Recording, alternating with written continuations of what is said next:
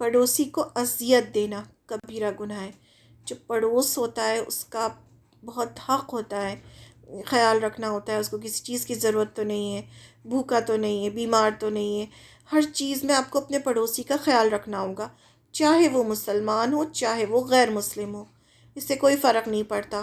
آپ کو پڑوسی کا حق ہے کہ آپ اسے اذیت نہ دیں، کوئی ایسی اس کے گھر کے سامنے کچرا نہ رکھیں، یا کوئی بھی ایسی تیز لاؤڈ اسپیکر یا جو میوزک سسٹم ہے وہ تیز نہ چلائیں، یا کوئی بھی ایسی چیز جس سے اس کو پریشانی ہو رہی ہو وہ نہیں کریں۔ اور اگر آپ اس کو پریشان کرتے ہیں، اسے اذیت دیتے ہیں، تو یہ کبیرہ گناہ ہے۔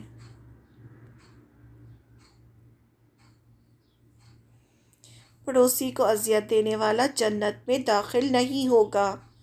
حضرت ابو ہریرہ رضی اللہ عنہ سے روایت ہے کہ رسول اللہ صلی اللہ علیہ وسلم نے فرمایا، جس شخص کا ہمسایہ اس کی اذیتوں سے محفوظ نہیں، وہ جنت میں داخل نہیں ہوگا۔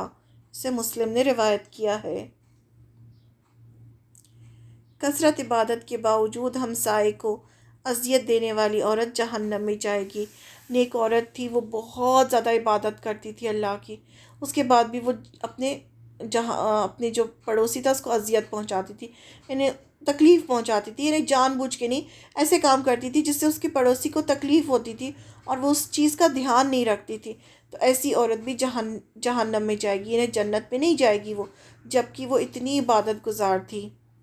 حضرت ابو ہریرہ رضی اللہ عنہ کہتے ہیں کہ ایک آدمی نے عرض کیا، یا رسول اللہ صلی اللہ علیہ وسلم، فلاں عورت کی نماز، روزہ اور صدقہ تو بہت اچھا ہے، البتہ وہ اپنے ہمسائے کو اذیت پہنچاتی ہے، یعنی نماز، روزہ، حج سب کچھ کرتی ہے، صدقہ کرتی ہے، لیکن ہمسائے کو اذیت پہنچاتی ہے۔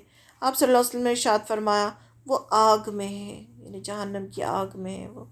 آدمی نے عرض کیا، یا رسول اللہ صلی اللہ علیہ وسلم، فلاں عورت کے روزے، نماز اور صدقے کا ذکر تو لوگ کم ہی کرتے ہیں، اور صدقہ بھی پنیر کے چند ٹکڑے ہی کرتی ہے، یعنی ایک دوسری عورت ہے وہ جو ہے بہت کم کرتی ہے یہ سب چیزیں، لیکن وہ اپنے ہمسائے کو زبان سے اذیت نہیں پہنچاتی، تو آپ صلی اللہ علیہ وسلم نے ارشاد فرمایا وہ جنت میں ہے۔ یعنی یہ اتنا بڑا گناہ ہے جس کو انسان سمجھتا ہی نہیں ہے۔ یعنی آپ صلی اللہ علیہ وسلم نے فرمایا ٹھیک ہے وہ اتنا زیادہ صدقہ نہیں کرتی، سب کچھ نہیں کرتی، لیکن وہ اپنے پڑوسی کو اذیت تو نہیں دیتی، تو وہ جنت میں جائے گی۔